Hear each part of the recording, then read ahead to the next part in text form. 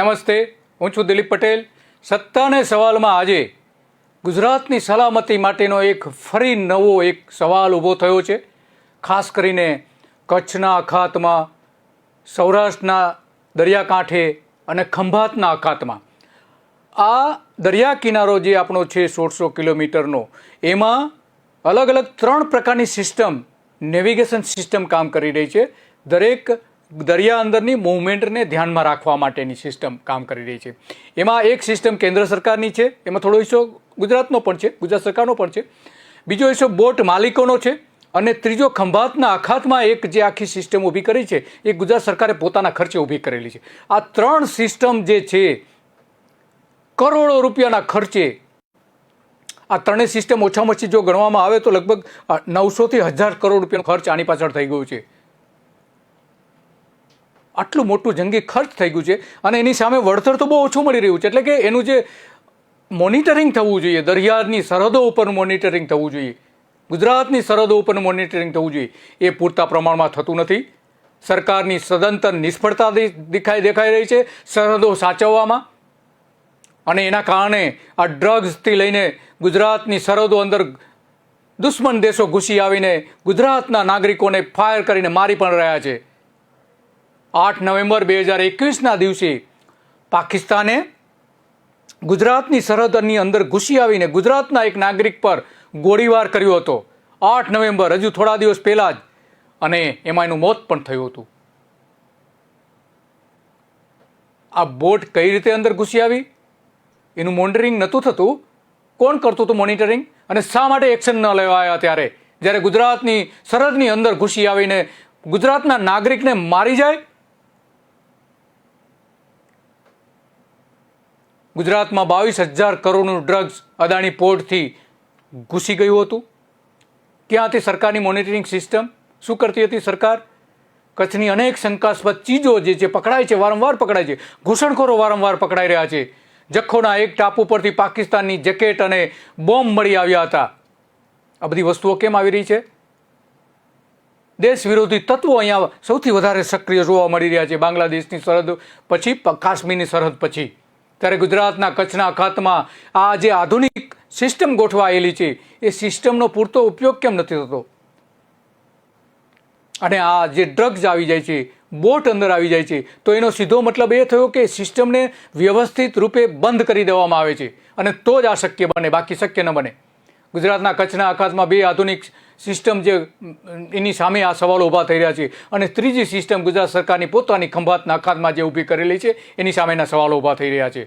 કચ્છની vessels traffic service Kandla બંદર ખાતે અત્યારે કામ કરી રહી છે, જે ઉપગ્રહની મદદથી અને રડારની મદદથી દુશ્મનો શોધી કાઢવા માટે આ સિસ્ટમ સૌથી વધારે મજબૂત છે અને પાવરફુલ પણ છે. જહાજોનું ટ્રાફિક મોનિટરિંગ પણ આના દ્વારા કરવામાં આવે છે. 2012થી ગુજરાત મેરીટાઈમ બોર્ડ અને કંડલા બંદર દ્વારા આ શરૂ કરવામાં આવી હતી અને ભારત સરકારનો એમાં 50% હિસ્સો હતો. સવાલ માછીમારોની બોટો માટે જીપીએસ સિસ્ટમ લગાવવામાં આવી રહી હોવા છતાં એની સામે જે એટલો ઊભો થઈ રહ્યો છે એટલો જ આ બંને સિસ્ટમ જે છે નેવિગેશન સિસ્ટમ એની સામે ઊભો થઈ રહ્યો છે. માછીમારોના અપહરણ છતાં થઈ રહ્યા છે. આટલી બધી સિસ્ટમ ગોઠવાયેલી હોવા છતાં પણ કેમ ગુજરાતના નાગરિકો પર હુમલો કરીને પાકિસ્તાન હત્યા કરી રહ્યું છે? ગુજરાતમાં 2 લાખ કરોડનું હેરોઇન અને બીજા ડ્રગ્સ આ રીતે ઘૂસી રહ્યા છે, લોકો ઘૂસી રહ્યા છે ગુજરાતની સરહદ ઉપર. ત્યારે આ સિસ્ટમ શું કરી રહી છે? પ્રજાના કરોડો રૂપિયા સરકારો વેડફી રહી છે. રૂપિયાનો આમાં સવાલ નથી, પણ સવાલ છે સરહદો ઉપર, ગુજરાતની સરહદો ઉપર જે રીતે સરકારની ઢીલી નીતિ જોવા મળી રહી છે એની સામે સવાલો છે.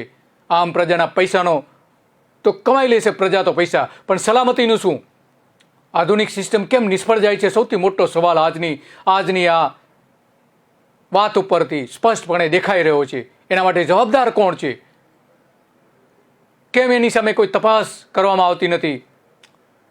વિધાનસભામાં ઉનાના ધારાસભ્ય પુંજા વચ્ચે 116ની નોટિસ આપીને આ જીપીએસ સિસ્ટમ સામેનો એક મોટો સવાલ ઊભો કર્યો હતો.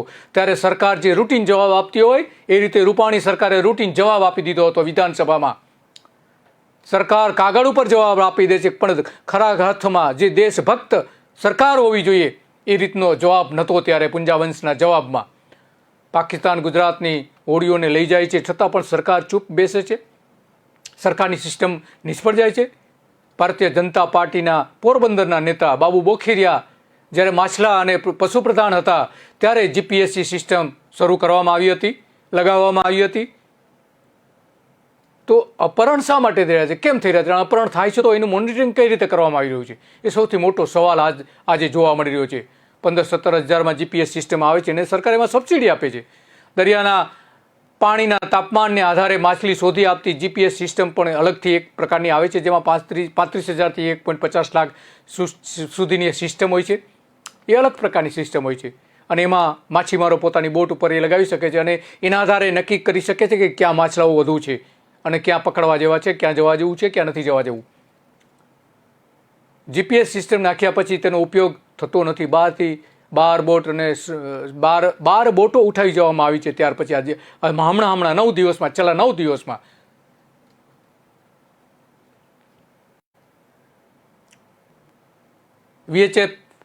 VHF કરીને એક સિસ્ટમ પણ ઘણી બધી બોટોમાં જોવા મળે છે.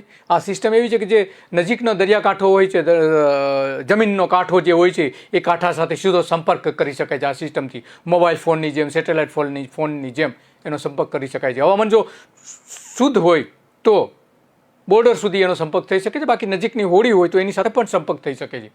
આ એક સિસ્ટમ પણ છે. એણે ઘણા બધા માછીમારો એનો ઉપયોગ પણ કરે છે. મોટાભાગે નેવી અને શિપમાં તો એનો ઉપયોગ થાય જ છે, પણ ગુજરાતની જે ઘણી સારી બોટો છે એ પણ ઉપયોગ કરતા થયા છે. કોસ્ટગાર્ડ પૂરતી સંખ્યામાં હાજર હોય તો પાકિસ્તાન મરીન પોલીસ ગુજરાતના માછીમારોને કઈ રીતે પકડી શકે, ન પકડી શકે, પરંતુ કોસ્ટગાર્ડ જ ઓછા રાખવામાં આવી રહ્યા છે. અને આ જો સિસ્ટમ જડબે સલાક હોય તો એ પણ ઘણું બધું અટકાવી શકાય એમ છે. પરંતુ ભારતની સરકાર અહીંયા ઓછા જવાનોને રાખે છે, એના કારણે પાકિસ્તાન અપહરણ કરી જાય છે ગુજરાતના નાગરિકોનો. જીપીએસ દરેક બોટ પર એટલા માટે હોવી જરૂરી છે કે તેના કારણે બોટ લઈ જનારની દિશા પણ નક્કી થઈ શકે છે. વેસલ ટ્રાફિક સર્વિસ સિસ્ટમ જે આખી ઊભી કરી છે કંડલા બંદર ઉપર, કંડલા બંદરથી આખા કચ્છનો અખાત છે એના પર નજર રાખી શકાય છે. એના દ્વારા પીડી વાઘેલા જ્યારે ગુજરાતના આઈએએસ અધિકારી હતા અને કંડલા પોર્ટના ચેરમેન હતા, પોર્ટ ટ્રસ્ટના ચેરમેન હતા, ત્યારે આ સિસ્ટમ લગાવવામાં આવી. તે સારામાં સારી સિસ્ટમ હતી. શિપમાં કેટલા લોકો છે એ પણ એના ઉપરથી મોનિટરિંગ થઈ શકતું હતું અને બોટ ઉપર જો એની ચીપ લગાવવામાં આવે તો એ બોટનું પણ મોનિટરિંગ એમાંથી થઈ શકતું હતું. પરંતુ માત્ર અત્યારે શિપમાં જ ઉપયોગ કરવામાં આવે છે, બોટમાં એની ચીપ લગાવવામાં નથી આવતી અને બોટ ઉપર એનું મોનિટરિંગ પણ કરવામાં આવતું નથી તમામ બોટ ઉપર. કચ્છની વેસલ ટ્રાફિક સર્વિસ કંડલા પોર્ટના પૂર્વ અધ્યક્ષ પીડી વાઘેલા કે જે અત્યારે કેન્દ્ર સરકારમાં છે અને ગુજરાત સરકારના એ આઈએએસ અધિકારી હતા. ગુજરાતમાં એમણે આ ક્ષેત્રે કામ પણ કરેલું છે. આ નવી સિસ્ટમ લાવ્યા હતા અને જહાજ પર ખતરનાક હાનિકારક ચીજવસ્તુઓ હોય તો તેની સમક્ષ તેની જાણ સત્તાવાળાઓને થઈ શકે એવી આ આખી સિસ્ટમ છે. જહાજની સલામતી, ટ્રાફિક નિયંત્રણ અને પ્રદૂષણ નિયંત્રણ આના દ્વારા થઈ શકે છે. કંડલા પોર્ટ ટ્રસ્ટ અને ગુજરાતના મેરીટાઈમ બોર્ડ કચ્છના અખાતમાં વેસલ ટ્રાફિક સર્વિસ સિસ્ટમ 10 વર્ષ પહેલાં શરૂ કરી હતી અને દેશમાં પહેલી હતી. જોકે વિદેશમાં ઘણા બધા દેશોમાં એનો ઉપયોગ થતો હતો, પરંતુ ભારતમાં તો આ પહેલી સિસ્ટમ હતી. મુંબઈ પાસે પણ આ સિસ્ટમ નથી. ગુજરાતનું જે ટોપ કક્ષાનું જે બંદર કહી શકાય એની પાસે પણ આ સિસ્ટમ નથી. 2012માં કેન્દ્રીય શિપિંગ મંત્રી કેજી વાસને કંડલા વેસલ ટ્રાફિક સર્વિસ સિસ્ટમનું ઉદ્ઘાટન કર્યું હતું. એમાં રડાર, દિશાશોધક યંત્રો, જીપીએસ સિસ્ટમ, ડીજીપીએસ, UAIS નામની એક સિસ્ટમ પણ એમાં છે. હાઇડ્રોલોજિકલ અને હવામાન શાસ્ત્રના સેન્સર્સ પણ એમાં લગાવેલા છે. આ રીતના ઘણા બધા સેન્સર્સનો એમાં ઉપયોગ થાય છે. ત્રાસવાદી પ્રવૃત્તિઓને શોધી કઈ રીતે કાઢવી એ પણ આ સિસ્ટમ એના માટે સારામાં સારી છે. વિસ્તારની ટોપોગ્રાફી આખી રજૂ કરી શકે છે. આ સિસ્ટમ એવી સરસ સિસ્ટમ છે. ઓપરેટરની સતત સંપર્ક કરવા અને જહાજનો માર્ગદર્શન આપવા માટે આ સિસ્ટમ સારામાં સારી પુરવાર થઈ છે. અત્યારે 2012થી લઈને આજ સુધીમાં 9-10 વર્ષમાં સમગ્ર કચ્છના અખાતને આવરી લે છે. 9 એમાં રડાર છે. ઓખા, જખો, કોટેશ્વર, જાટ, છાસી, નવલખી, કંડલા, બાલાચડી, ચુડેશ્વર ખાતે આ રડાર ગોઠવવામાં આવ્યા છે અને રેડિયો ડાયરેક્શન ફાઇટર એમાં રાખવામાં આવ્યા છે. ઓખા ખાતે જે આપણે જોઈ શકાય છે, કચ્છના અખાતનો આપણે જે નકશો જોઈ શકીએ છીએ એમાં સ્પષ્ટપણે એ દેખાય છે. આ જે સિસ્ટમ છે સ્ક્રીન ઉપર જે આપણે જોઈએ છીએ આખી સિસ્ટમ બતાવે છે કઈ રીતે કામ કરી રહી છે. આ એના અધિકારીઓ છે, જે અત્યારે જવાબદાર અધિકારીઓ છે, એના ફોન નંબર સાથેના આ લિસ્ટ છે કે એના માટે કોણ જવાબદાર છે. અહીંયા સિસ્ટમ કઈ રીતે સિગ્નલ મેળવે છે સિસ્ટમ પણ દેખાય છે. અને આ કચ્છનો અખાત છે, ગલ્ફ ઓફ કચ્છ તરીકે ઓળખાય છે. કચ્છનો અખાત એ ગુજરાતના નકશામાં, સેટેલાઇટ નકશામાં સ્પષ્ટપણે દેખાય છે. આ જે આખી સિસ્ટમ છે, સિસ્ટમ કઈ જગ્યાએ રાખેલી છે અને કઈ આસપાસની જે શિપ છે, કઈ રીતે શિપ ત્યાં મોનિટરિંગ થાય છે એ પણ એમાં બતાવવામાં આવે છે. આ કંડલાનો એ દ્રશ્ય છે, ગુજરાતનો આ નકશો છે, જેમાં કચ્છના અખાતમાં સ્પષ્ટપણે આપણે જોઈ શકીએ છીએ.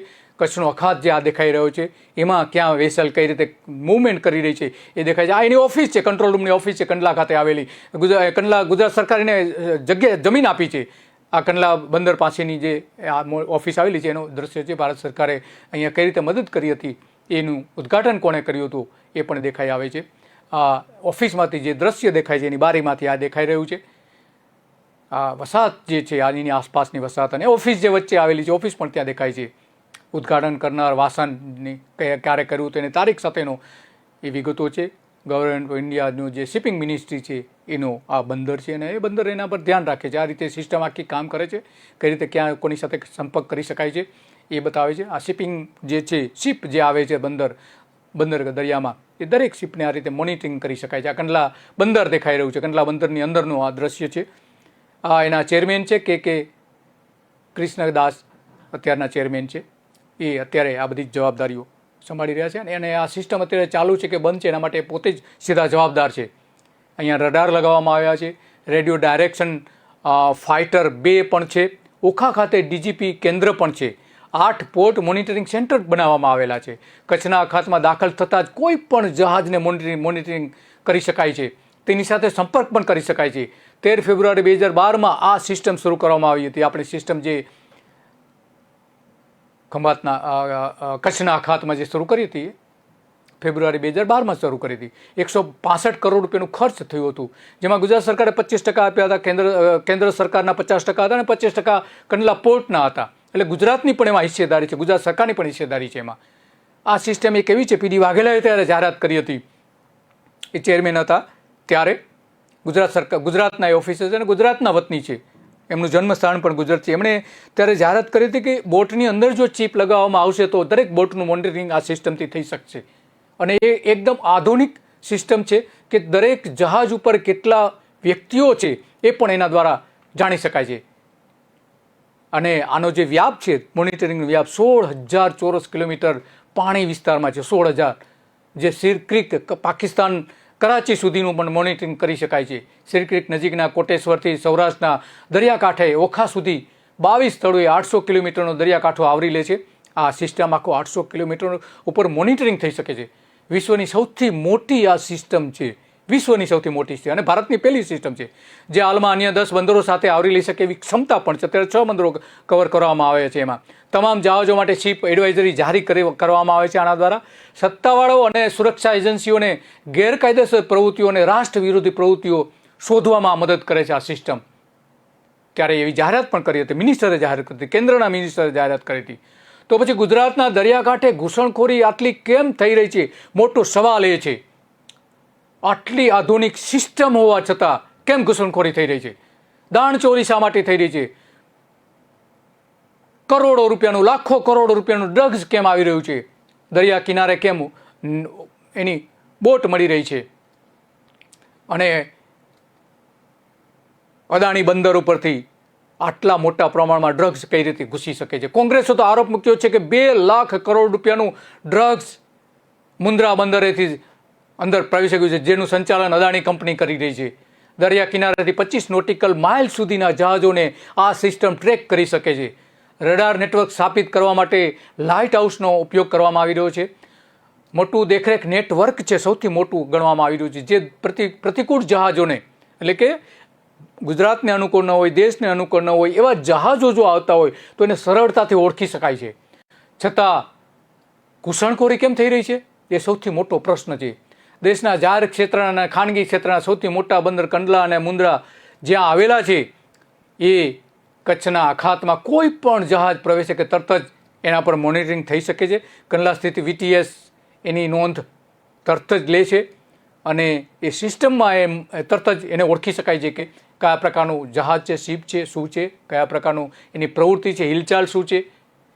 લાઇટ શિપ એન્ડ લાઇટ હાઉસના ડાયરેક્ટર જનરલ ઓફ 165 કરોડના ખર્ચે અહીંયા જે ઊભું કરવામાં આવ્યું હતું, એનો કંટ્રોલ રૂમમાં કઈ રીતે પ્રવૃત્તિ થઈ રહી છે, કઈ રીતે કોમ્યુનિકેશન થાય છે, એ આપણે સાંભળીએ.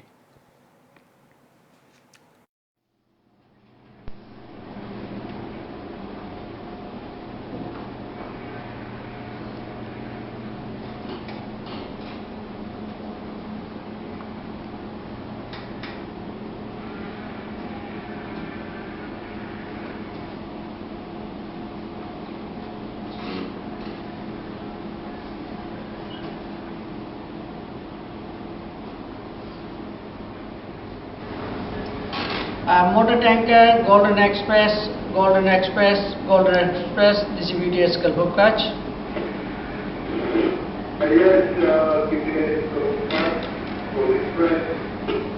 Golden Express. This is VTS Kalbukach. What is your destination port?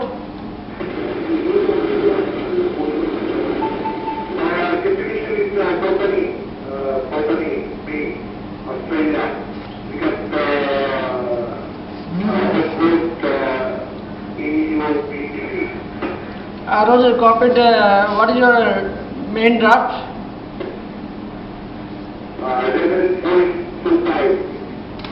Roger, copied main draft 11.25. Thank you very much for information. Stand by channel 71 and 16. Thank you very much.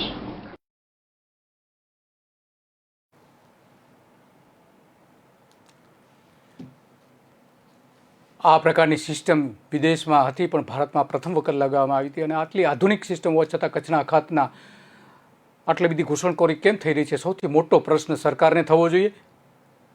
કચ્છના અખાતના કોટેશ્વરથી જામનગર જિલ્લાના ઓખાના 700 કિલોમીટર દરિયાની પટ્ટીને આ system આવરી લે છે. કંડલામાં તેનું મુખ્ય મથક છે. 100 થી 125 કર્મચારીઓમાં નિયુક્ત કરવામાં, અત્યારે 50 જેટલા જવાબદાર અધિકારીઓ કર્મચારીઓ પણ છે, જેના ફોન નંબર પણ ઇસ્યુ કરવામાં આવેલા છે. VTSથી સલામતી વધુ સઘન બની રહી છે, આવા વચનો પણ ત્યારે આપવામાં આવ્યા હતા. તો સલામતીનું શું, ગુજરાતની સલામતીનું શું, દેશની સલામતીનું શું, એ સૌથી મોટો પ્રશ્ન અહીંયા ઊભો આવીને રહે છે.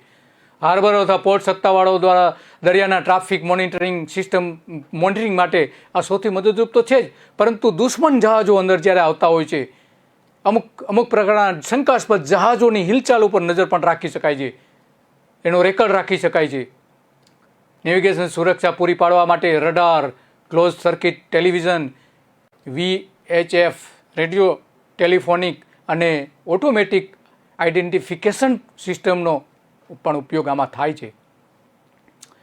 કંડલા ખાતે જે માસ્ટર કંટ્રોલ રૂમ એને ઊભો કરવામાં આવ્યો છે અને બીજા નાના નાના બંદરો ઉપર એના રડારથી લઈને, માનો કે ભદ્રેશ્વર છે તે ભદ્રેશ્વરમાં રિપીટર સ્ટેશન બનાવવામાં આવ્યું છે. નવીનાળ જે છે ત્યાં એક્સ બોક્સ રડાર પણ છે, EIS VHF સાધનો પણ છે ત્યાં. માંડવીમાં એક્સ બોક્સ રડાર પણ છે, હાઇડ્રોલોજિકલ સેન્ટર ત્યાં પણ છે માંડવીમાં. છછીમાં એક્સ બેન્ડ રડાર છે, VHF પણ મૂકવામાં આવેલું છે. વાંકુ જે સ્થળ છે ત્યાં રિપીટર સ્ટેશન મૂકવામાં આવ્યું છે. જખૌ બંદર કે જે સૌથી સંવેદનશીલ વિસ્તાર છે ભારતનો, સૌથી સંવેદનશીલ વિસ્તાર, જ્યાં વધુ પાકિસ્તાનની ઘૂસણખોરી જોવા મળે છે અને ગુજરાતના લોકોના જે અપહરણો થાય છે, આ જખૌ પોઈન્ટ છે તે જખૌથી વધારે થઈ રહ્યો છે. ત્યાં X+S બેન્ડ રડાર મૂકવામાં આવેલું છે. AIAS જે છે RDF અને મૂકવામાં આવી, VHF પણ સિસ્ટમ ત્યાં મૂકવામાં આવી છે. આવી અનેક સિસ્ટમ છે. કોટેશ્વર ત્યાંની નજીકનું જે છે કોટેશ્વર છે, એક્સ બેન્ડ રડાર મૂકવામાં આવેલું છે. આ ઉપરાંત જામનગર જે છે, જામનગર નેવી સેન્ટર આપણું આવેલું છે. વિમાનો ત્યાંથી હેરાફેરી પણ થતી હોય છે. આ ઉપરાંત જામનગરના દરિયાકાંઠે આવેલા મહત્ત્વના સ્ટેશનને પણ VTSમાં આવરી લેવામાં આવ્યો છે, જે લશ્કરને ઘણી બધી મદદરૂપ થાય છે. પૂર્વ ગૃહ સચિવ SK નંદાએ ગુજરાતની સરહદોને મજબૂત કરવા માટે માછીમારોને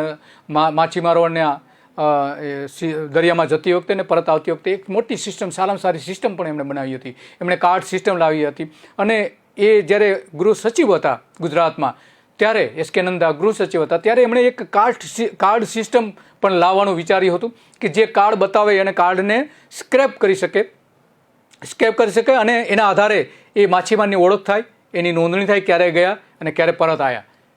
આવી એક સિસ્ટમ પણ લાવવાનું એમનું એક આયોજન હતું, પરંતુ એ પછી તો નથી થઈ શક્યું, એમના ગયા પછી ન થઈ શકું. જે હોત તો થઈ ગયું હોત. સલાયા વેડી અને પીપાવા માલ બોટની જે નોંધણી છે, આ બંદરો ઉપરની જે સંવેદનશીલ બંદરો જે છે એની નોંધણી પણ ત્યાં બોટની નોંધણી ફરજિયાત એમણે નંદાએ શરૂ કરાવી હતી. કારણ કે ઘણા વર્ષો સુધી એની કોઈ અપડેટ પણ થયું નહોતું. બોટોની કઈ રીતે નોંધણી કરાવીની છે, કયા બોટ ભારતની છે કે નથી, એના બોટના નંબર શું છે, માલિકો કોણ છે, એની કોઈ સિસ્ટમ જ ઘણા સમયથી બંધ હતી. એ પણ એમણે ચાલુ કરાવી હતી. GPS સિસ્ટમ એમણે ફરજિયાત પણ કરાવી હતી. દરિયામાં જવાને લાયક કોણ છે એની ઓળખ કરવાનું પણ એમણે શરૂ કર્યું હતું. કસ્ટમ અને ઇમિગ્રેશન પણ નંદાએ શરૂ કરાયું હતું. પોર્ટ દ્વારા જવાની મંજૂરી આપવામાં આવે એવી એક નવી સિસ્ટમ એમણે ડેવલપ કરવાનું શરૂ કર્યું હતું, પરંતુ પછી એ સિસ્ટમ પણ પડી ભાંગી છે. કોસ્ટગાર્ડ અને ગુજરાત પોલીસનું જોઈન્ટ પેટ્રોલિંગ એમણે શરૂ કરી આવ્યું હતું. બંને સાથે મળીને ગુજરાતના દરિયામાં પેટ્રોલિંગ કરી શકે એવી પરિસ્થિતિ એમણે શરૂ કર્યું હતું. પરંતુ ગુજરાત સરકાર પાસે તો એવી કોઈ અત્યારે બોટ નથી કે જે સાથે એનું પેટ્રોલિંગ કરી શકે. અને પેટ્રોલિંગના હમણાં તો કોઈ એવી ઘટના પણ નથી બધી કે ત્યાં બંને સાથે મળીને કોસ્ટગાર્ડ અને ગુજરાતની જે મરીન પોલીસ છે એ સાથે મળીને એનું પેટ્રોલિંગ કરી શકે. કર્યું હોય એવી ઘટનાઓ પણ હમણાં બહાર નથી આવી. ખરેખર તો દર અઠવાડિયે આનું પેટ્રોલિંગ સાથે મળીને થવું જોઈએ કોસ્ટગાર્ડ અને એના દ્વારા, પરંતુ એ નથી થતું. કારણ કે આપણા ગુજરાતના મરીન પોલીસ પાસે તો જે બોટ આપવામાં આવી છે તો બોટ ચલાવનારા માણસો જ નથી, તો ક્યાંથી ચલાવવાના છે? પોલીસે તો વલસાડ બંદર પોલીસે પોતે માછીમારો પાસેથી બોટ ઓછીની લઈને, ભાડેથી પણ નહીં, ઓછીની લઈને માછીમારો એમણે મદદ કરી કે જાઓ તમે મોનિટરિંગ કરો દરિયાની અંદર જઈને, ત્યારે જઈ શકે છે. આવી હાલત છે ગુજરાતની. ઊંટના પગમાર્ક જે છે, આ જખો અને એની આસપાસના જે વિસ્તારો છે કે જ્યાં 144 જેટલા ટાપુ છે, એ ટાપુની અંદર ઊંટ જઈને ત્યાં ચેરના વૃક્ષો જે હોય છે એ ખાતા હોય છે પાણીની અંદર જઈને. તો એ બહાર આવે છે, અંદર જાય છે, ત્યારે એની મૂવમેન્ટ ઉપર નજર રાખવા માટે જે ફૂટમાર્કના જાણીતા એવા લોકો હતા, સોધી કુટુંબ અને લોધી કુટુંબ, આ લગભગ 8 જેટલા કુટુંબ હતા. એ કુટુંબોને કાયદેસરની એને માન્યતા અપાવી હતી અને ઊંટના પગમાર્ક ઓળખી શકે એવા લોકોની એમાં નિમણૂક પણ કરાવી હતી. અને નંદાએ કર્યું હતું. એણે જે પેલા જે સિસ્ટમ હતી એ બંધ થઈ ગઈ હતી. ફૂટમાર્ક ઓળખી શકે એવા એમણે શરૂ કરાવી હતી. GPS પોર્ટમાંથી જ એમણે કંટ્રોલ કરાવવાનું પણ નક્કી કર્યું હતું. માછીમારી માટેની બોટમાં GPS એમણે બેસાડવા માટેનું ફરજિયાત મોનિટરિંગ જ એમણે કર્યું હતું. પરંતુ હવે તો ડ્રગ્સ એટલું બેફામપણે ઘૂસી રહ્યું છે કે આ બધી સિસ્ટમ ફેલ થઈ ગઈ હોય ને એવું લાગી રહ્યું છે. મોનિટરિંગ ન હોવાના કારણે આંતરરાષ્ટ્રીય જળસીમા ઓળંગી ડ્રગ્સ લેવા જતી બોટ પર ચાંપતી નજર રાખવામાં ધરાર નિષ્ફળતા મળી હોય એવું સ્પષ્ટપણે દેખાઈ રહ્યું છે. આને રોકવા માટે કરવું હોય તો ખરેખર ગુજરાત સરકારે જામનગરમાં આનો એક પોઈન્ટ શરૂ કરવો જોઈએ કે જેની સેટેલાઇટ કંટ્રોલ રૂમ શરૂ કરી શકાય. અને કંટ્રોલ રૂમ જો શરૂ કરવામાં આવે તો જ આનું મોનિટરિંગ થઈ શકે એમ છે. એવું આજે પણ SK નંદા માની રહ્યા છે. અત્યારે નિવૃત્ત થઈ ગયા છે. આજે પણ એવું માની રહ્યા છે કે જામનગરમાં આનો એક પોઈન્ટ હોવો જોઈએ કે જ્યાંથી આ તમામનો કંટ્રોલ થઈ શકે, મોનિટરિંગ થઈ શકે અને કયા પ્રકારની બોટ આવી રહી છે, કયા પ્રકારની બોટ જાય છે, એ ભારતની બોટ છે કે વિદેશની બોટ છે કે શિપ ભારતનું છે કે વિદેશનું શિપ છે, એ તરત જ ત્યાં ઓળખી શકાય. જામનગરમાં એક સેટેલાઇટ કંટ્રોલ રૂમ શરૂ કરવો જોઈએ. જો ગુજરાત સરકાર પોતાનો સેટેલાઇટ કંટ્રોલ રૂમ ઊભો કરી શકે ગાંધીનગરમાં, પોતે સેટેલાઇટના ડેટા યુઝ કરવા માટેની સંસ્થા સ્થાપી શકે, તો દેશની સલામતી માટે આટલું કેમ ન કરી શકે? એ સૌથી મોટો એક પ્રશ્ન પણ છે. મોદી સત્તા પર આવ્યા બાદ 2014માં 30,000 બોટોમાં મત્સ્ય વિભાગે ગ્લોબલ પોઝિશનિંગ સિસ્ટમ શરૂ કરી હતી. અને આ સિસ્ટમ જે ઊભી કરી હતી એ અત્યારે તો નિષ્ફળ ગઈ હોય એવું સ્પષ્ટપણે દેખાઈ રહ્યું છે. કચ્છના જાગૃત જે નાગરિક છે રમેશ જોશી કરીને, એ અત્યારે મુંબઈ રહે છે, પણ કચ્છ લડાયક મંચ તેઓ ચલાવી રહ્યા છે. અને કચ્છની કોઈ પણ પ્રવૃત્તિ, કચ્છ વિરોધી કોઈ પણ પ્રવૃત્તિ થતી હોય ત્યારે સતત એ જાગૃત હોય છે અને મુંબઈમાં રહીને એની સામેના આંદોલન કરે છે. રમેશ જોશી શું કહી રહ્યા છે એ સાંભળીએ એમની વાત. આ બધું આટલું બધું ડ્રગ પકડાય છે, પછી પાકિસ્તાન નજદીકમાં છે અને અહીંયાથી કચ્છથી પાકિસ્તાનથી કચ્છ માણસો રીતસર જાય છે, તો એના માટે સુરક્ષા વ્યવસ્થા વધારવી જોઈએ. એવા તો મેં કેટલાય પત્રો લખેલા છે.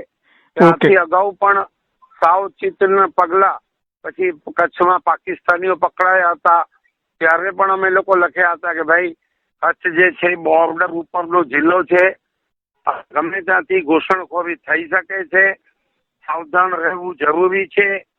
BSF હોય કે આર્મી હોય કે પછી સમજી લો ઇન્ડો તિબેટ આ બધા હોય, પોલીસ જાગૃત રહેવી જોઈએ અને પ્રજાએ પણ જાગૃત રહેવું જોઈએ.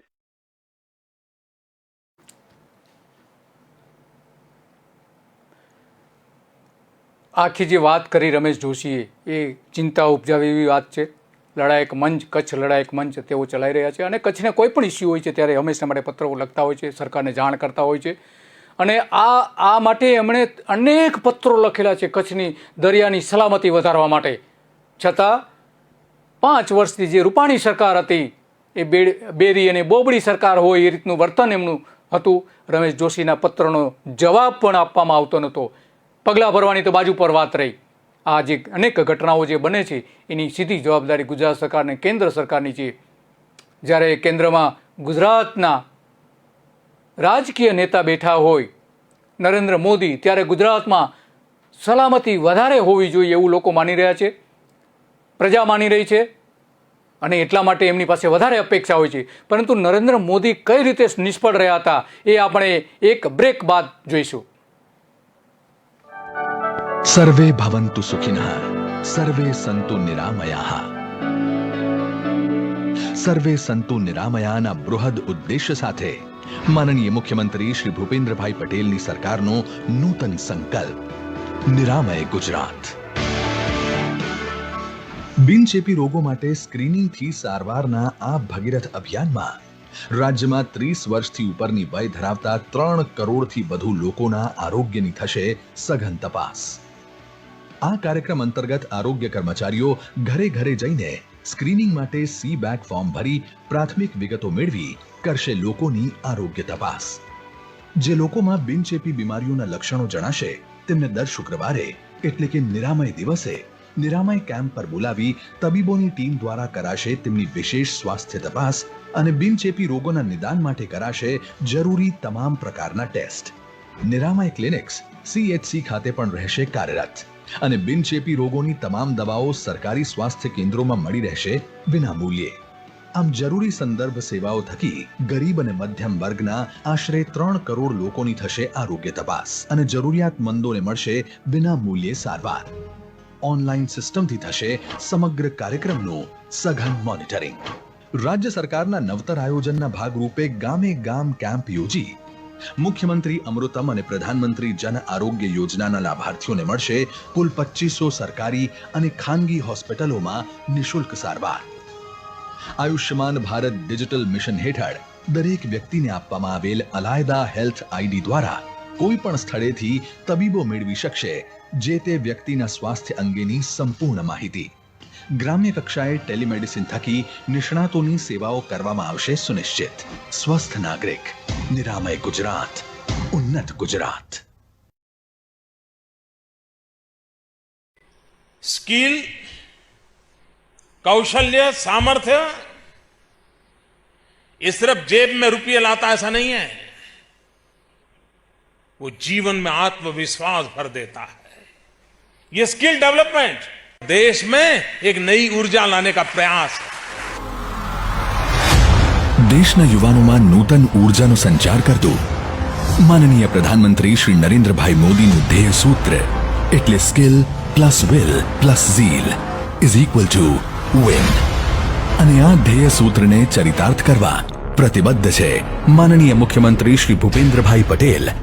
રાજ્યના યુવાધનની સર્જનાત્મક શક્તિને ઓપ આપી રાષ્ટ્ર નિર્માણમાં યુવાનો પ્રેરક પરિબળ બને તેવા બૃહદ ઉદ્દેશ્ય સાથે રાજ્યમાં સ્થપાયું છે ITIનું સુયોજિત માળખું.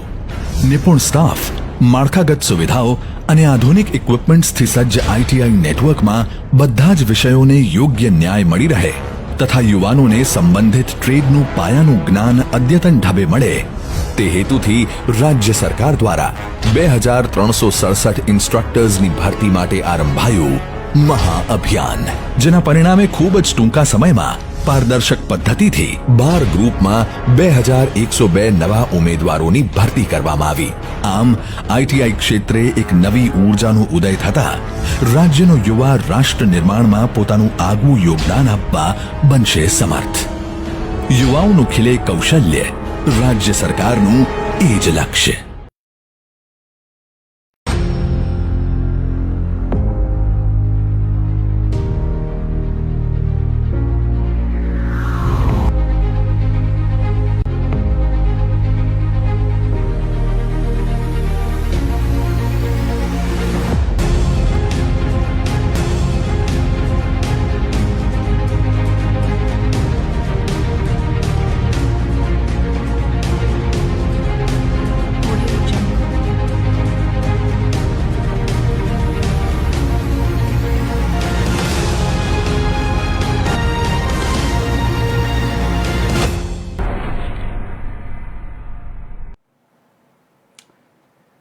કચ્છના અખાતમાં જે સિસ્ટમ ગોઠવવામાં આવેલી છે એ કઈ રીતે નિષ્ફળ ગઈ છે, કઈ રીતે ઘૂસણખોરી થઈ રહી છે, દાણચોરો કઈ રીતે આવી રહ્યા છે, એ સૌથી મોટો સવાલ આજે આવીને ઊભો છે. એવો જ એક મોટો સવાલ ખંભાતના અખાતમાં છે.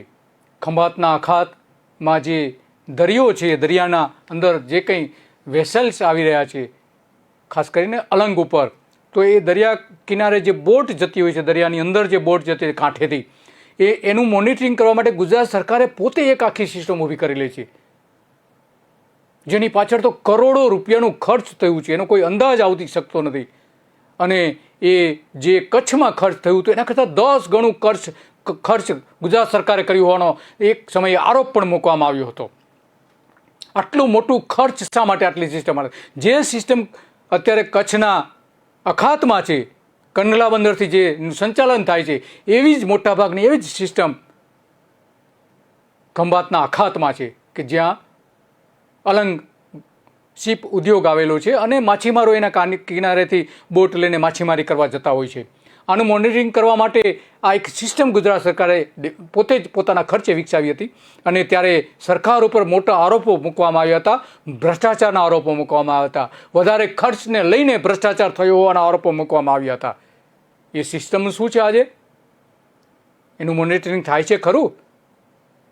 જો એ થતું હોય તો શા માટે આટલા મોટા પ્રમાણમાં ડ્રગ્સ આવી રહ્યા છે, કચ્છ ખાતે જે આવી રહ્યા છે અને એના બોટનો જે ઉપયોગ થાય છે એ કઈ રીતે થઈ રહ્યો છે? એની વિગતો સરકારે જાહેર કરવી જોઈએ. કારણ કે ગુજરાતમાં લગભગ 30,000 જેટલી બોટો, ગુજરાતમાં લગભગ 30,000 જેટલી માછીમારી બોટો છે અને દર વર્ષે લગભગ 12,000 જેટલા શિપ આવે છે અલગ અલગ બંદરો ઉપર.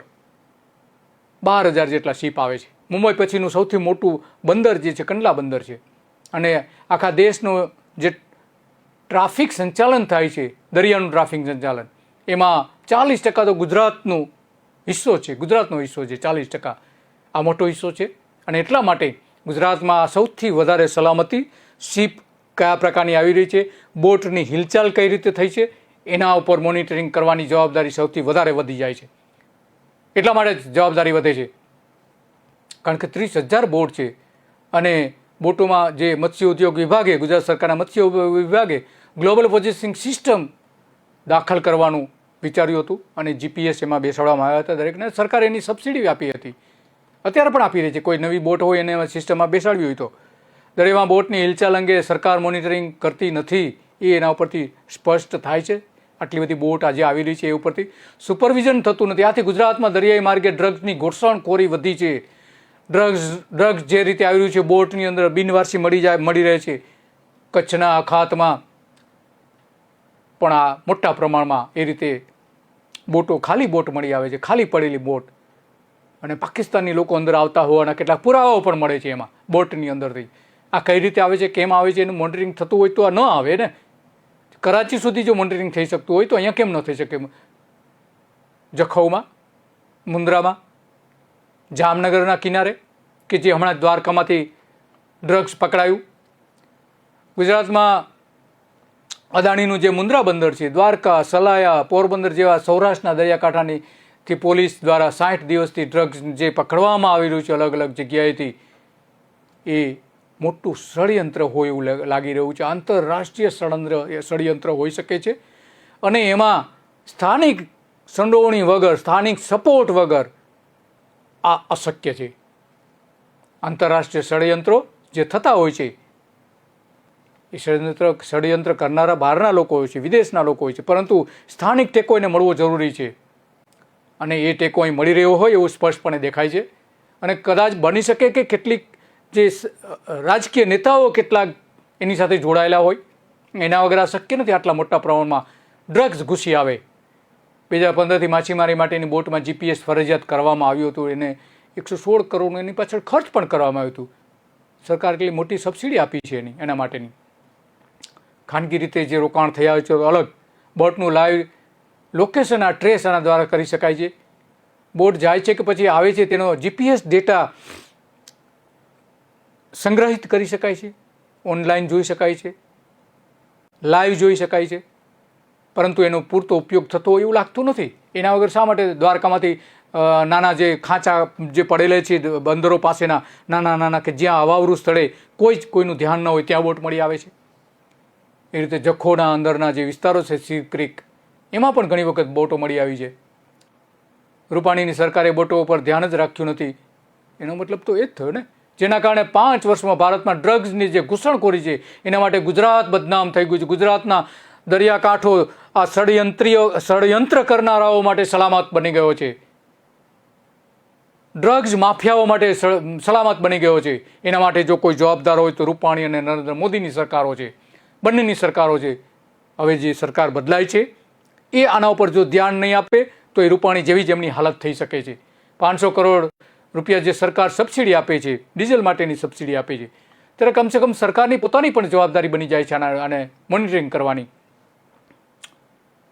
કેટલાક માછીમારો પણ આ દરિયાઈ માર્ગે જે ડ્રગ્સ લાવે છે એને મદદ કરે છે, ડ્રગ્સ લાવનારાઓને.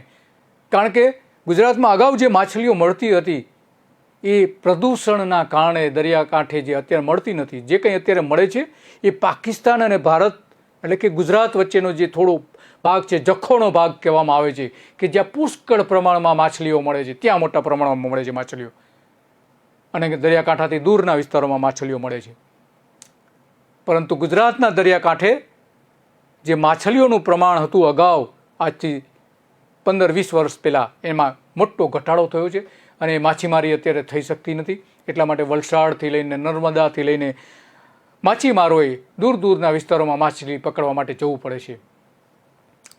અને એના ઉપર એટલા માટે મોનિટરિંગ કરવું જરૂરી છે કારણ કે જે રીતે મુંબઈ ઉપર હુમલો થયો હતો એ હુમલામાં ગુજરાતની બોટ હતી એમાં. એટલા માટે આ બધું જ જરૂરી છે. ઓમાનના દરિયામાં પણ બોટ મળી, ગુજરાતની બોટ ઓમાનના દરિયા સુધી પહોંચી જાય છે અને છતાં એને એ કઈ રીતે ત્યાં પહોંચી એ અંગેનું GPSના ડેટા પણ તપાસવામાં આવતા નથી. એનો ગુનો નોંધાયો હતો અગાઉ. જામનગર કચ્છના 4 બંદરો નજીકના ખાંચામાં સૌથી વધારે ડ્રગ્સ લોડિંગની શક્યતાઓ રહેલી છે કારણ કે નાના નાના ખાંચાઓ જે આવેલા છે જ્યાં બોટ લાદી શકે છે માછીમારો. કારણ કે લગભગ ગુજરાતમાં 107 જેટલા બંદરો એવા હતા કે જ્યાં માછલીઓ પકડવા માટેની મંજૂરી આપવામાં આવી હતી, બોટને રાખવા માટેની મંજૂરી આપવામાં આવી હતી. એવા 107 બંદરો હતા. એમાંથી 50% બંદરો પર તો અત્યારે બોટ રાખવામાં નથી આવતી કારણ કે ત્યાં માછલીઓ જ નથી મળતી. માછલીઓ ન મળવાના કારણે માછીમારોએ આ બંદરોનો ઉપયોગ બંધ કરી દીધો છે. લગભગ 50 જેટલા બંદરોનો ઉપયોગ, 107માંથી 50 જેટલા બંદરોનો. માછલીઓ નથી મળતી એનું સૌથી મોટું કારણ એ છે કે પ્રદૂષણ વધી ગયું છે દરિયાની અંદર. અને ગુજરાતના જે કેમિકલ ઉદ્યોગ છે એનું પ્રદૂષણ અહીંયા ઠાલવે છે. એ દરિયો પ્રદૂષિત થઈ ગયો છે, એના કારણે માછલાઓ જીવી શકતા નથી. એટલા માટે આ 50 બંદરો એવા છે કે જ્યાં આજે માછલીઓ મળતી નથી. 50% જેવા થઈ જાય છે, 50% જેવા. અને માછલીઓ આ બંદરો જ બંધ થઈ ગયા છે. એ બંદરોનો મિસયુઝ પણ કરવામાં આવી રહ્યો છે અત્યારે કેટલાક દેશ વિરોધી તત્વો દ્વારા. બોટો જે આવે છે અહીંયા એની આસપાસના વિસ્તારોમાં સૌથી વધારે આવે છે કે જ્યાં મૂવમેન્ટ ઓછી હોય છે, માછીમારોની મૂવમેન્ટ ઓછી હોય છે. માછીમારોના બેકારી વધવાનું પણ આ એક કારણ માનવામાં આવે છે. તેથી દેશ વિરોધી પ્રવૃત્તિઓ વધે છે બેકારી વધવાના કારણે. લાભ અને લાલચ દ્વારા એને પૈસા એને આપવાનું જ્યારે વચન આપવામાં આવે છે ત્યારે આવી બધી પ્રવૃત્તિઓ વધે. પણ સૌથી મોટો સવાલ એ છે ગુજરાત સરકાર અને કેન્દ્ર સરકારને, નરેન્દ્ર મોદીને સૌથી મોટો સવાલ એ છે કે તમે વિમાન મોનિટરિંગ કરી શકો છો, રેલવે ટ્રેન કઈ રીતે જઈ રહી છે, ક્યાં પહોંચી છે, શું છે, એનું લાઈવ મોનિટરિંગ કરી શકો છો. અત્યારે ગુજરાતની એસટી બસો જે છે એને લાઈવ મોનિટરિંગ કરી શકાય છે. પુરવઠાના જે વાહનો છે એ વાહનોને પણ મોનિટરિંગ કરી શકે છે સરકાર. ટ્રાન્સપોર્ટના તમામ વાહનોનું આ રીતે મોનિટરિંગ થાય છે.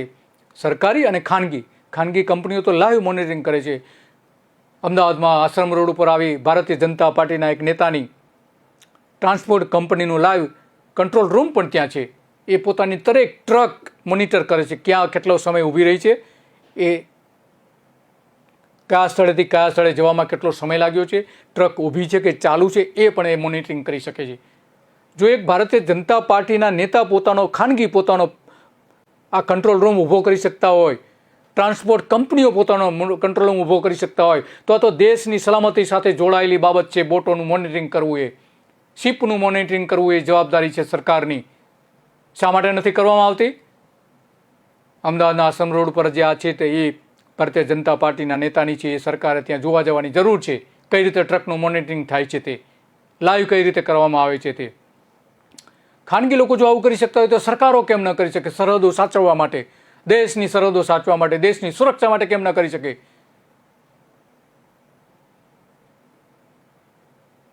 દેશભક્તો કે છે ભારતીય જનતા પાર્ટીના નેતાઓ પોતાને, અને દેશને સાચવી નથી શકતા તમે. માછીમારીના નામે ડ્રગ્સ લોડિંગ થઈ રહ્યું છે, બોટોની અંદર પાકિસ્તાનીઓ આવી રહ્યા છે, શંકાસ્પદ હિલચાલો થઈ રહી છે કચ્છની સરહદ ઉપર.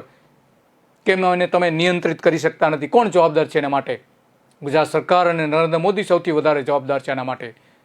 અને આ બધું જ જે સુરક્ષા એટલા માટે જરૂરી છે કારણ કે મુંબઈમાં જે હુમલો થયો હતો એ ગુજરાતના કચ્છની પાકિસ્તાન સાથેની જે આંતરરાષ્ટ્રીય સરહદ ઉપર પાકિસ્તાન દ્વારા ચીનનું લશ્કર ત્યાં મૂકવામાં આવ્યું છે અત્યારે, અને એની મૂવમેન્ટ પણ ત્યાંથી થઈ રહી છે. ચીનનું લશ્કર ત્યાં ખડકી દેવામાં આવ્યું હતું અને આ સમાચારો પણ આવ્યા હતા. ગુજરાતથી 90 કિલોમીટર દૂર એ પાકિસ્તાનના જમીન ઉપર ચીની લશ્કર છે. 2008માં મુંબઈ ઉપર જે હુમલો થયો હતો એટલા માટે આ મોનિટરિંગ કરવું જરૂરી પડે છે. 26 નવેમ્બરે આ જે મોટો એટેક થયો હતો, આંતરરાષ્ટ્રીય ખળભળાટ મચી ગયો હતો 2008માં. કચ્છના અખાતમાંથી ગુજરાતના વેરાવળની બોટનો ઉપયોગ કરવામાં આવ્યો હતો. કુબેર નામની બોટ હતી. પાકિસ્તાનના 18 ત્રાસવાદીઓ આ બોટ, ગુજરાતની બોટને અપહરણ કરીને એના ખલાસીને બોટમાં જ મારી નાખીને એને લઈ ગયા હતા. બોટને, ગુજરાતની બોટને, કુબેર નામની બોટ હતી, વેરાવળની બોટ.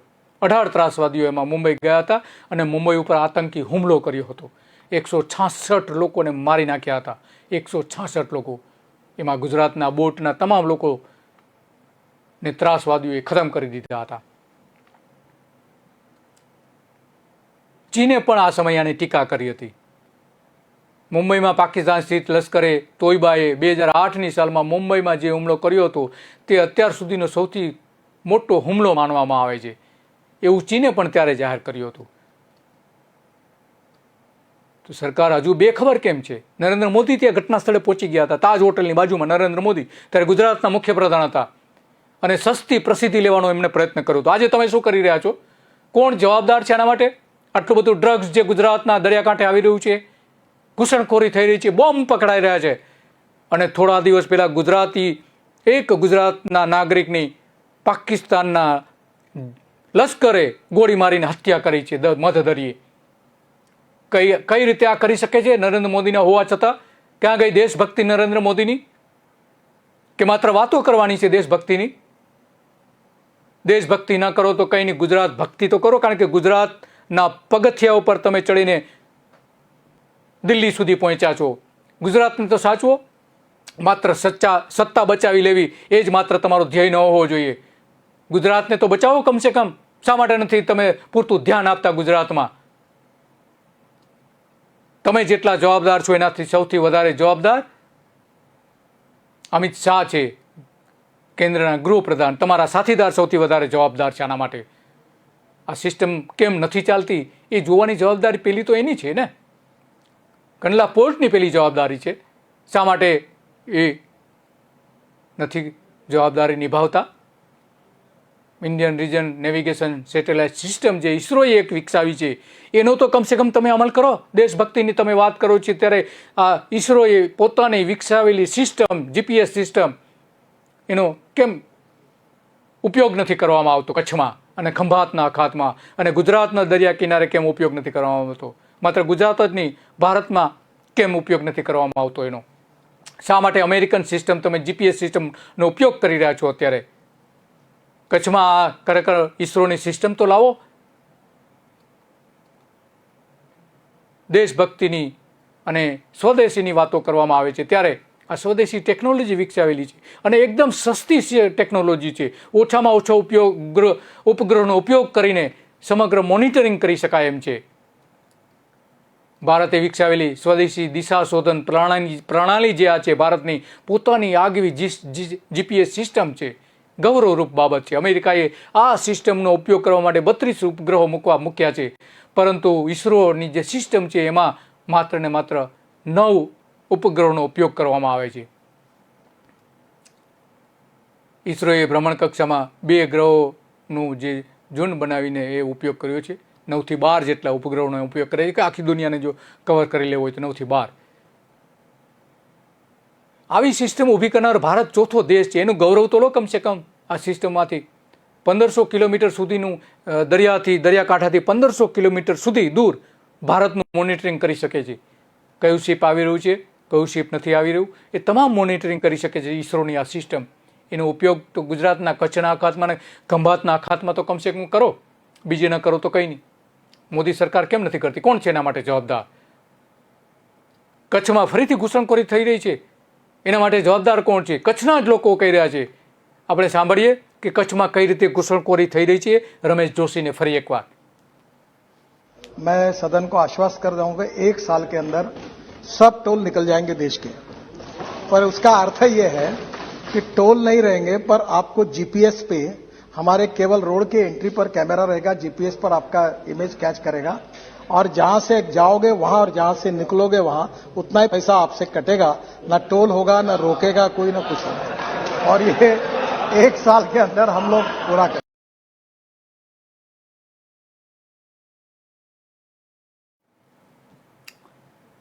નીતિન ગડકરી એવું કહે છે કે અમે ટોલ બૂથ ઉપર પણ આ જીપીએસ સિસ્ટમથી આખી પદ્ધતિ ડેવલપ કરીશું અને ટોલ બૂથ નાબૂદ કરી દઈશું 1 જ વર્ષમાં.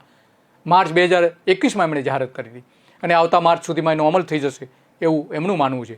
જો ત્યાં એ સિસ્ટમ ઉપયોગી થઈ શકતી હોય, મૂકવામાં આવતી હોય, દરેક ટ્રકમાં એ સિસ્ટમ ઉપયોગ થઈ શકે, દરેક વાહનોમાં એનો ઉપયોગ થઈ શકતો હોય, તો ગુજરાતના દરિયાકાંઠે દરેક બોટમાં કેમ ન થઈ શકે?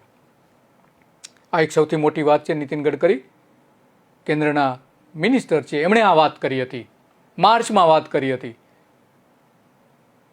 સમુદ્રમાંથી પસાર થતા વ્યાપારી જહાજોએ નેવિગેશન સિસ્ટમનો ઉપયોગ કરવો ફરજિયાત હોય છે, પરંતુ અત્યાર સુધીમાં તેની પાસે જીપીએસ અને ચીન તથા યુરોપની સિસ્ટમ જેવી મર્યાદિત વિકલ્પો હતા દરેક ભારત પાસે. પરંતુ હવે તો આપણે ઇસરોની પોતાની એક આ સિસ્ટમ ઊભી થઈ છે, એનો ત્યાં અમલ કરો ને. અત્યારે જે નીતિન ગડકરી જે વાત કરી રહ્યા છે એમાં પણ અમેરિકન સિસ્ટમ ઉપયોગ કરવાના બદલે ચીનની જેમ આપણે આપણી પોતાની ઇસરોની સિસ્ટમ કેમ ન ઉપયોગ કરી શકીએ? Jakhau Indian maritime board line પર જે મોટા વિવાદો શરૂ થાય છે ત્યાં આપણે આપણી પોતાની સિસ્ટમ હોય તો મોટો ફાયદો મળી શકે છે. કારણ કે આ જખો એક એવો પોઈન્ટ છે કે જ્યાં મોનિટરિંગ કરવું, સતત મોનિટરિંગ કરવું જરૂરી બને છે. ભારતીય જળ સીમાની એક નજીક છે એકદમ, જ્યાં સીમા સુરક્ષા કે નેવી પૂરતી હાજરી ન હોય ત્યારે ગુજરાતના માછીમારોને પાકિસ્તાન ઉઠાવી જાય છે, અપહરણ કરી જાય છે અને જેલમાં પૂરી દે છે દિવસો સુધી. અત્યારે 600 જેટલા ગુજરાતના માછીમારો પાકિસ્તાનની જેલમાં છે અને 1200 બોટો પાકિસ્તાન પાસેથી વર્ષો સુધી પડી રહી છે. આ જ વિસ્તારની આસપાસમાં ડ્રગ્સ, ફાયરિંગ, બોટ ઘૂસણખોરી ત્યાં જોવા મળે છે. તો આ બધું રોકી શકાય છે ત્યાં આ જગ્યાએ. ભારત સરકાર આ કરવા માટે કંઈ તૈયાર નથી લાગતી. કેટલાક ફિશરમેન લાલચથી 2 નંબરી કામ પણ કરે છે. બોટમાં ઇમરજન્સી સંપર્ક માટેના એક બોક્સ પણ હોય છે, એ બોક્સ પણ ખરેખર માછીમારોને ફ્રીમાં આપવા જોઈએ, જેથી કરીને એક બટન દબાવે તો એની જે હૈદરાબાદની કંપની છે એના કંટ્રોલ રૂમમાં એની તરત જ એ બોટને જાણ થઈ જાય છે કે આ બોટ નંબરની શું તકલીફ છે, તો એને તરત જ ટ્રેસ કરી શકે. આવી પણ એક ટેકનોલોજી છે. કેટલાક લોકો ઉપયોગ પણ કરે છે ગુજરાતના માછીમારો, કે જેથી કરીને ઇમરજન્સીમાં છે, કુબેરમાં જે રીતે ઇમરજન્સી ઊભી થઈ હતી એવી ઇમરજન્સી વખતે એ બટન દબાવી દે તો તરત જ એ કંપનીના કંટ્રોલ રૂમમાં એની જાણકારી મળે છે અને એ જે તે એજન્સીઓને જાણ પણ કરી શકે છે. પરંતુ ખરેખર તો આ જે બધી ઘટનાઓ બને છે, માછીમારોને, ગુજરાતના માછીમારોને મોકલી આપ્યા છે. વેરાવળ ખાતે આજે આ પહોંચી રહ્યા છે 20 માછીમારો. ગુજરાતના હજુ 600 માછીમારો ત્યાં પડેલા છે, પાકિસ્તાનની જેલમાં સબડી રહ્યા છે. એને તો છોડાવો, કમસે કમ સારા સંબંધો ઊભા કરીને, કમસે કમ આના માટે તો સારા સંબંધો ઊભા કરો. માનો કે રાજદ્વારી સંબંધો સારા ઊભા ન કરવા હોય તો એકબીજા દેશના પ્રતિનિધિઓ મોકલવા પડે છે. એ પ્રતિનિધિ મોકલીને એકબીજા દેશના સર્વે કરે, કેટલા માછીમારો છે, કેટલી બોટો પડી છે એકબીજા દેશમાં. ગુજરાતમાં અત્યારે પાકિસ્તાનની 100 બોટ પડેલી છે, એમાંથી મોટાભાગની તો નકામી થઈ ગઈ છે. એ નકામી થઈ જતી બોટો જો પાકિસ્તાનને 100 બોટો આપીને પાકિસ્તાન આપણે 500 બોટ આપતી હોય તો એમાં નુકસાન શું છે? કારણ કે અહીંથી જે બોટ જે જાય છે, પાકિસ્તાન જે પકડે છે તે હરાજી કરી દે છે અને હરાજીમાં કોઈ પણ ત્રાસવાદી એ બોટ ખરીદી શકે છે અને ત્રાસવાદી એનો ઉપયોગ કરીને આ ગુજરાતની બોટ છે એમ કરીને ગુજરાતના કોઈ પણ બંદર ઉપર એ આવી શકે છે, સરળતાથી આવી શકે છે. અત્યારે લગભગ 370 જેટલા માછીમારોને પાકિસ્તાન છોડવા તૈયાર છે, પરંતુ સામે ગુજરાતમાં જે માછીમારો છે અત્યારે પાકિસ્તાનના, એ સામે છોડવા પડે તો જે છૂટી શકે. 370 જેટલા માછીમારો છોડવા માટે તૈયાર છે. કેટલાક માછીમારો પણ આ માટે કહી રહ્યા છે. માછીમાર એસોસિએશન જે છે એના એસોસિએશનના મનીષભાઈ પોતે પણ કહી રહ્યા છે કે ભારત જો થોડી તૈયારી બતાવે તો પાકિસ્તાનના 370 ગુજરાતીઓને છોડવા માટે તૈયાર છે. પણ મોટી વાત તો એ છે કે જે આખી પરિસ્થિતિ જે છે એ રાજદ્વારી પરિસ્થિતિ અત્યારે બગડી ગઈ છે. મોદી સરકારની નીતિ આધારિત છે આ બધું, પરંતુ એ નીતિ અત્યારે કોઈ રીતે અમલી નથી. ગુજરાતના માછીમારો માટે પણ કમસે કમ તો એક ઉદાર દિલ રાખો તમે. ગુજરાતની 1200 બોટો પાકિસ્તાન પાસે છે અને પાકિસ્તાનની 100 જેટલી બોટો ગુજરાતમાં છે. અને પાકિસ્તાનની નીતિ રહી છે કે આપણે એક બોટ આપીએ છીએ, 2 બોટ પરત આપે છે આપણે. તેનું આદાન પ્રદાન તો અત્યારે બંધ થઈ ગયું છે, સાવ બંધ છે. તેથી પાકિસ્તાન પાસે આ 1200 કરોડ રૂપિયા જેવી બોટ ત્યાં પડેલી છે અને એ હરાજી કરીને પૈસા મેળવી રહ્યું છે પાકિસ્તાન. ભારતની બોટોમાં ડ્રગ્સ ભરીને પાકિસ્તાન મોકલાવી શકે છે, આરામથી મોકલાવી શકે છે. ગુજરાતની જ બોટો ત્યાં પકડીને અહીંના સિક્યુરિટી એવું માને કાં તો ગુજરાતની બોટ છે, પરંતુ એમાં ડ્રગ્સ પણ આવી શકે છે, એમાં RDX પણ આવી શકે છે. ભારતની બોટ ગણીને અંદર આવી ગયા પછી શું કરી શકાય? કશું જ નથી કરી શકાય. એ બોટો તો છોડાવો કમસે કમ. એ ભારતની સલામતી, ગુજરાતની સલામતી માટે તો એટલું તો કરો. નથી કરવામાં આવતું. શા માટે નથી કરવામાં આવતું? જ્યારે આવો કોઈ મોટી ઘટના બનશે કુબેર જેવી, ત્યારે ગુજરાત ફરી એક વખત બદનામ થશે આખા વિશ્વમાં. આવી બોટોમાં આધુનિક સિસ્ટમ સાથે એ આવી શકે છે, ગમે ત્યારે હુમલો કરી શકે છે. મુંબઈમાં કરી શકે છે, કરીને બતાવી દીધું છે આ ત્રાસવાદીઓએ. એ ફરી ન કરે એની શી ખાતરી? પાકિસ્તાનની 100 બોટો ભારતમાં જે છે, અગાઉ આવી સિસ્ટમ હતી કે એકબીજાના ડેલિગેશન એકબીજાના દેશમાં જતા હતા, પરંતુ 2003થી ભારતની લગભગ મોટાભાગની બોટ આવી નથી. પરંતુ મોદી જ્યારે વડાપ્રધાન થયા ત્યારે પાકિસ્તાને 57 બોટ છોડી હતી, એક ઉદારતા બતાવવા માટે. બીજી 22 આપવા પણ તૈયાર હતા ત્યારે એ સમયે, પરંતુ પછી તો એ રાજકીય સંબંધો છે એ આગળ નથી ચાલી શક્યા. પાકિસ્તાન ગુજરાતની બોટો છોડવા તૈયાર નથી. આના કારણે જ છોડવા તૈયાર નથી. કારણ કે જે 60 બોટો છોડી હતી પાકિસ્તાને, એના બદલામાં 22 બોટો આપવાની હતી પાકિસ્તાનને ભારતે, પરંતુ 22 બોટો આપી નથી. આ જે 100 બોટો અત્યારે પડી રહી છે એમાંથી 22 બોટ સામે આપવાની હતી પાકિસ્તાનને, પરંતુ એ નરેન્દ્ર મોદીની સરકારે વચનભંગ કર્યો હતો. એના કારણે અત્યારે પાકિસ્તાન ગુજરાતને એક પણ બોટ આપવા તૈયાર થતું નથી. મોદી આ સંબંધો સુધારવા જોઈએ, ગુજરાતના હિતમાં છે.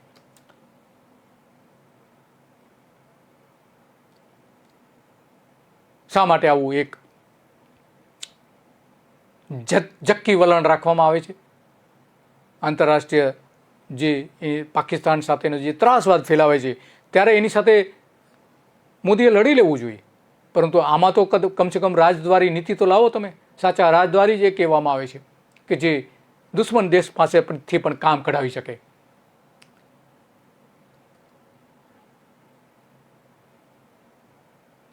તમે જે નવી ટેકનોલોજી લાવ્યા છે, ટોલ ટેક્સ દૂર કરવા માટેની ટેકનોલોજી, એ જ ટેકનોલોજી તમે આ બોટો ઉપર લાગીને કરી શકો છો, જેથી કરીને પાકિસ્તાન પાસે જે 1200 બોટો છે એનો મિસયુઝ ન થઈ શકે. ગુજરાતમાં તમામ એસટી બસોમાં આ એસટી બસમાં જે છે જીપીએસ લગાવી દીધા હોવાનો દાવો પણ રૂપાણી કર્યો હતો કે અમે તમામ બસમાં લગાવી દીધું છે. જો એ ગુજરાતમાં થઈ શકતું હોય તો ગુજરાતની સલામતી માટે સરહદ ઉપર કેમ નહીં? એસટી બસમાં મહિલાઓ અસલામત હોવાથી એનો એક પેનિક બટન પણ દરેક બસમાં મૂકી દેવામાં આવ્યું છે એવું રૂપાણીએ જાહેર કર્યું હતું. પેનિક બટન ત્યારે જ એ ઉપયોગી થઈ શકે કે જ્યારે એ જીપીએસ સાથે જોડાયેલું હોય. પરંતુ આવું ખરેખર છે ખરું? 22 જૂન 2019ના દિવસે ભાવનગર ખાતે વિજય રૂપાણીએ પૂર્વ મુખ્યપ્રધાને જાહેર કર્યું હતું કે એસટી બસમાં ન માત્ર સારી સેવા છે પરંતુ સલામતી પણ પૂરતી આપવામાં આવે છે. આટલા વર્ષોમાં મુસાફરી કરતી બહેનો કે વિદ્યાર્થીઓની એક પણ ફરિયાદ આવી નથી. તે એસટીની સલામત સવારીનું ઉત્તમ ઉદાહરણ છે અને એના માટે આ પેનિક બટન પણ મૂકવામાં આવેલા છે અને જીપીએસ સિસ્ટમથી દરેક બસને જોડી દેવામાં આવી છે. પરંતુ ગુજરાતમાં 1 એપ્રિલ 2019 રાજ્યની સરકારે તેમજ ખાનગી બસોમાં જીપીએસ અને પેનિક બટનની વ્યવસ્થા ફરજિયાત કરવાનો આદેશ સરકાર દ્વારા આપવામાં આવ્યો હતો ત્યારે તેનો અમલ કરાયો નથી. આજ સુધી અમલ કરાયો નથી. દેશની સરહદોની તો ક્યાં તમે વાત કરો છો? અંદર જે ગુજરાત સરકારે જે કરવાની જરૂર છે એનો અમલ તમે નથી કરતા. એસટી બસમાં ક્યાં ઊભી છે એસટી બસ એનું મોનિટરિંગ થઈ શકે, એનો કંટ્રોલ રૂમ હોઈ શકે, એનું પેનિક બટન હોવું જોઈએ, એ પણ પૂરેપૂરો અમલ કરાવી નથી શક્યા તમે. દિલ્હીમાં 2011માં જે નિર્ભયા દુષ્કર્મ કાંડ થયો હતો ત્યારબાદ આવી સવલતો ઊભી કરવા માટેનું આદેશો પણ કરવામાં આવ્યો હતો. જાહેર સેવા પરિવહન સેવાની બસોમાં પ્રજામાંથી માંગ ઉઠી હતી અને એના આધારે નિર્ણય લેવામાં આવ્યો હતો અને સરકારે ત્યારે મોટી પ્રસિદ્ધિ પણ લીધી હતી મહિલાઓની સુરક્ષાની બાબતમાં. પરંતુ આજે પરિસ્થિતિ શું છે? આજે પરિસ્થિતિ એ છે કે ગુજરાતની એસટી બસમાં 80% એસટી બસમાં આ જીપીએસ સિસ્ટમ નથી. 80% બસમાં તે પૈસા ક્યાં ગયા?